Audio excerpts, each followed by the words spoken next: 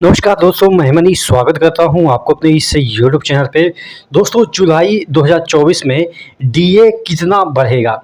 देखिए, अभी हालांकि घोषणा होने में 2-3 महीने लग जाते हैं, लेकिन जो आपके आंकड़े आते हैं सीपीआई इंडेक्स के अनुसार, यानी कि कंज्यूमर प्राइस जो इंडेक्स होता है, उसके अकॉर्डिंग अभी तक कितने महंगाई भत्ता हो चुके हैं और कितने होने की संभावनाएं हैं, वो इस वीडियो में चर्चा करेंगे।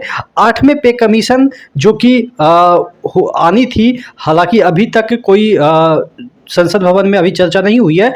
ये आपके 3rd वीक ऑफ जुलाई चर्चा होगी, चूंकि निर्मला सीतारमन जी उस समय बजट पेश करेंगे, तो उस समय 8वें वेतन आयोग का गठन के बारे में चर्चा होगी। लेकिन जो कही गई थी चीज़ें कि 8वें पे कमीशन में जो है वो आपका डीए मर्ज करके जो बेसिक है बना दिया जाएगा, तो उस पर भी हम बाद में चर्चा करेंगे। फिलहाल इस वीडियो में हम चर्चा करने वाले हैं कि डीए क्या 4% बढ़ेगा, 3% बढ़ेगा या 5% बढ़ेगा। तमाम जो एजेंसियां हैं वो बता रही है कि कोई 3% बता रही है, कोई 4%, कोई 5%। तो देख लेते हैं। चैनल पे नए हैं तो सब्सक्राइब जरूर कर दीजिएगा, चूंकि आप लोग 30 प्लस एज वाले होंगे, ज़्यादातर लोग 30 एज प्लस वाले होंगे, तो वो मुझे लग रहा है कि प्यार देते हैं, लोगों से अच्छे तरीके से बिहेव करते हैं और हम लोग को बढ़ाने में मदद करते हैं। तो आप लोग से रिक्वेस्ट है कि ज़रूर चैनल को सब्सक्राइब करिए और अपने छोटे भाई को आगे बढ़ाने की कोशिश कीजिए। चलिए, तो हम बात कर लेते हैं कि जो आपका कंज्यूमर प्राइस इंडेक्स है वो कितना है। देखिए, अगर हम बात करें कि जो आपका कंज्यूमर प्राइस इंडेक्स जो रिलीज हुआ है, वो आप देखिएगा कि फरवरी मार्च अप्रैल का 3 महीने का कंज्यूमर प्राइस इंडेक्स जो है वो रिलीज किया गया है आपके सीपीआई के द्वारा, या आप कह सकते हैं एआईसीपीआई के द्वारा, जो है वो फरवरी मार्च अप्रैल 3 महीने का इंडेक्स निकाला गया है। उसके अकॉर्डिंग जो अभी आपका महंगाई भत्ता आ रहा है वो आपके अप्रैल तक कितना आ रहा है, 52.43 आ रहा है। ठीक है, 52.43 अभी तक के अकॉर्डिंग जो आ रहा है। देखिएगा, यहाँ पे देखिएगा, इसके बाद फरवरी में इंडेक्स कितना रहा, 139.2 अंक, मार्च में 138.9 और अप्रैल में 139.4 अंक रहा। इस पैटर्न पे महंगाई भत्ता 51.54%, यानी कि 51.95%, और अप्रैल तक 43% रहा। यानी कि महंगाई भत्ता आपके जो है वो फरवरी में इतना हुआ, 51 तकरीबन 51.5 हो गया, और उसके बाद मार्च में 51.95 हो गया, यानी कि 52, देखिए 50 जैसे ही होता है 51.50 होगा तो वो 52 में कन्वर्ट हो जाएगा, यानी कि राउंड हो जाता है। उसके बाद अप्रैल में 52.43 है, तो यानी कि अप्रैल तक सिर्फ 52% ही आपका डीए था। उसके बाद अब अप्रैल के बाद मई और जून बच गया। अब मई और जून में यहाँ पे देखिएगा, अगर हम बात करें कैलकुलेटर की, यहाँ पे एक कैलकुलेटर हम दिखा देते हैं आपको।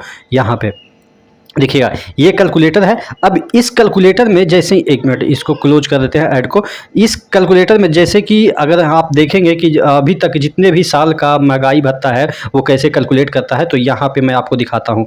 एक मिनट नीचे आइएगा, देखिएगा अप्रैल तक कितना आया हुआ है, जो इंडेक्स है वो 139.4, उसके अकॉर्डिंग डीए कितना हो रहा है, 52.43।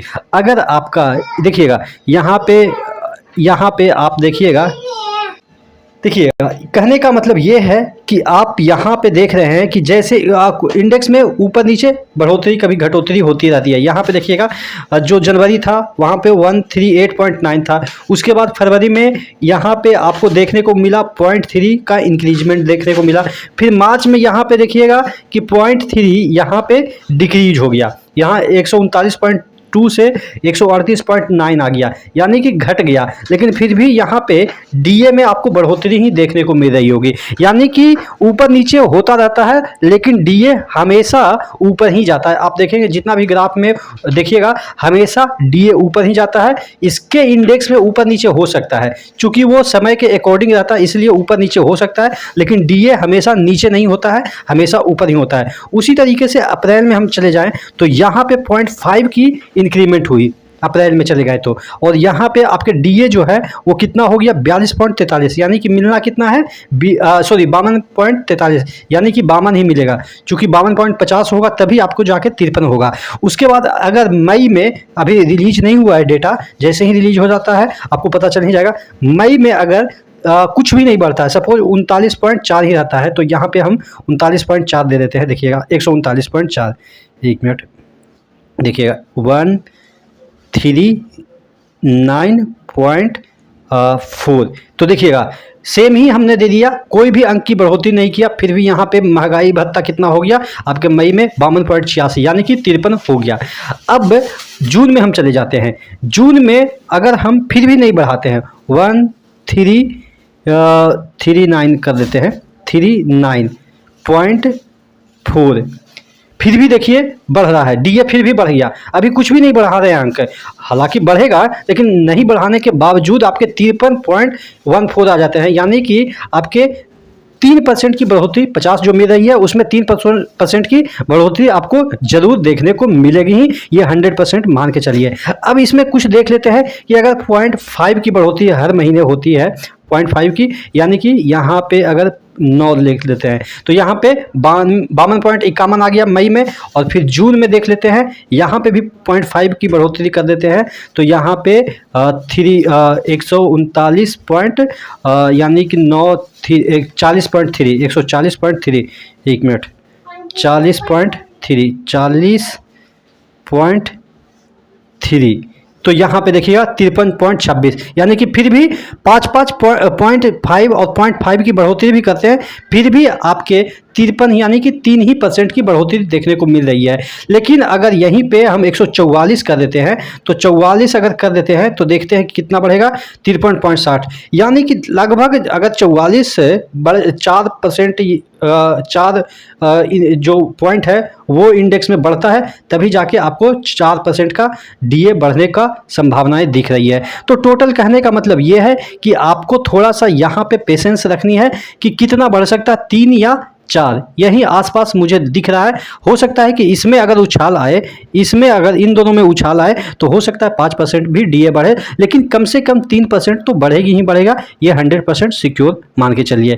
डीए के बारे में हम बाद में बात करेंगे कि डीए मर्ज होगा कि नहीं होगा, इस पर हम नेक्स्ट में वीडियो बनाएंगे। चैनल पर नए हैं तो जरूर सब्सक्राइब कर लीजिएगा, ठीक है।